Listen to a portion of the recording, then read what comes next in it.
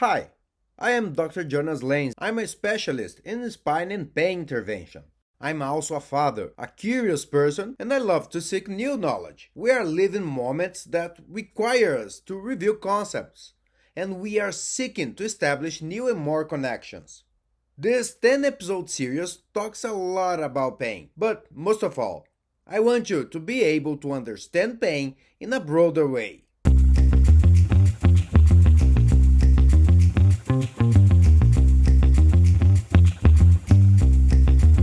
What is the worst epidemic for you? We can choose between Black Plague, Spanish flu, or COVID. We can still talk about the impact of social, economic, and mental sequelae that came after the coronavirus. There are several epidemics, but I am very concerned about the outbreak of misinformation. Sometimes we don't have the information, sometimes we have a distortion of facts, or even worse, a lie.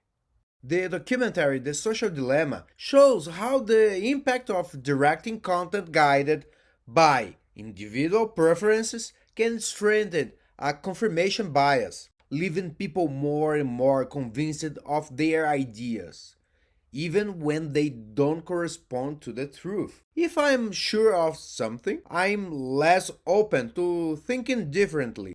I can become less tolerant and, consequently, cause suffering in people around me. I would like to give a personal example.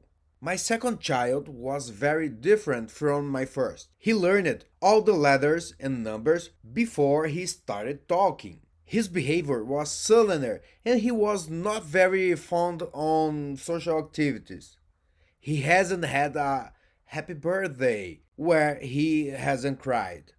At 2 years old, we took him to professionals who identified a high-functioning autism spectrum disorder. Anyone who sees my son thinks his cognitive performance is awesome, but his social skills caused him and us a lot of suffering. My mom tells me I was just the same. People with misguided opinions and scientific studies often associate a child with autism with their parents' lifestyle habits. My wife even felt guilty about our little boy. She suffered a lot from it. Can you imagine how a mother feels as she bears the blame for her child's condition? Having the right information can change the lives of many people, regardless of the diagnosis, pain or autism. An idea is like a virus, resilient, highly contagious. And even the smallest seed of an idea can grow. It can grow to define or destroy you.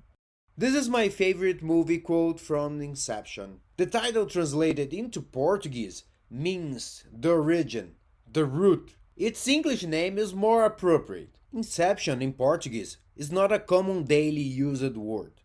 I prefer the original title because there's something about it that makes me think differently.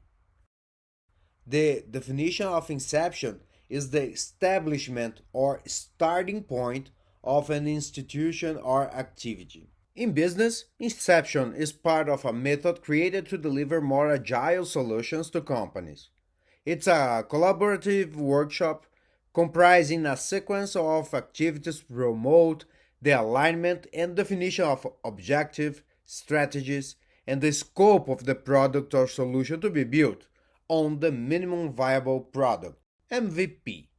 In other words, it serves to organize the ideas and functionalities to understand the main objective of the product, considering the user journeys. The idea is to identify and focus resources on smaller pieces that make up the product. Talking about pain, most people have beliefs that have been positively reinforced throughout their lives. They imagine, if I have pain, I have an injury. But that's not an ultimate truth. Sometimes things are difficult. I agree that accepting that pain will not heal with drugs or surgery goes against our lay beliefs. The way pain is felt is personal and non transferable. Patients suffering from chronic pain do not just deal with the stimulus of physical pain. It is important to recognize that there are many stressors that need different coping skills and efforts. So, dealing with chronic pain encompasses its multiple ramifications: physical, emotional, and behavioral. In general, pain is composed of three dimensions. The sensory discriminative dimension is the one that refers to the transmission of the stimulus from the tissue injury until cortical areas in the brain. This dimension provides data on the location and characteristics of pain. There is also the affective evaluative dimension, which is the unpleasant sensation that pain causes, the one directly linked to the person's psychological state and cultural context. Finally, there is the cognitive evaluative dimension, which comprises a set of pain modulation processes. The affective evaluative and cognitive evaluative dimensions are as important as the production and transmission of the painful stimulus. These emotional aspects interfere a lot in the treatment of patients with chronic pain. In 1977, a psychiatrist named George Engel proposed a different approach, the biopsychosocial approach, in which behaviors, thoughts, and feelings can influence the physical state.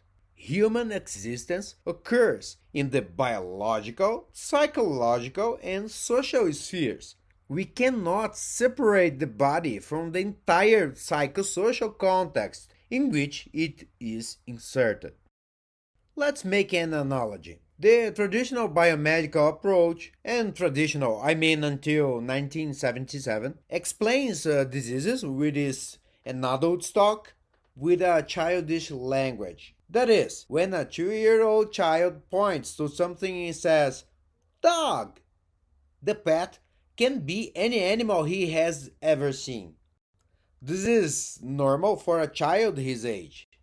He, with all his naivety, makes semantic extrapolations because, in fact, a dog is an animal. Thinking like this, if a health professional assumes that his patient's back pain complaint is, without any doubt, because of a herniated disc in a MRI, he may be making a mistake similar to what a child commits by saying dog and pointing to a cat. A more adult and mature conversation should consider other factors that justify this patient's existence. Therefore, in addition to analyzing degenerative and anatomical, cellular and molecular impairments, we must consider the influencing factors: psychological, affective, emotional, mood, personality, cultural, family, economic status, and the degree of perceived satisfaction of their life story, which end up boosting or suppressing thoughts and behaviors. Now you might be wondering, why did I mention autism spectrum disorder at the beginning? I have my reasons. First of all, I wrote this series in 2021. My son's diagnosis was autism and high ability. I must correct this information because in 2023, at the age of 4, he underwent evaluations with a pediatric neurologist and a neuropsychologist, and his current diagnosis is only high abilities and giftedness. But here are my reasons. Chronic pain and autism cause suffering in patients and their families. Chronic pain and autism suffer from misinformation epidemic. Chronic pain and autism don't have individuals to blame. Chronic pain and autism have their symptoms caused by neuroplasticity. And what else did I learn? I learned that it is not fair to demand that everyone be a neuroscientist and understand all the mechanisms that maintain chronic pain. That's why a desire was born to focus my obsession for studying pain using the logic of inception to offer you a minimal viable information. The next episodes contain smaller pieces of the universe of pain. I will further show examples that help to understand the journey of those suffering from chronic pain. Despite my difficulties with facial expressions and gestures and accents, my duty as a health professional is to educate and align expectations with realities, centered on reason and logic, and always guided by science.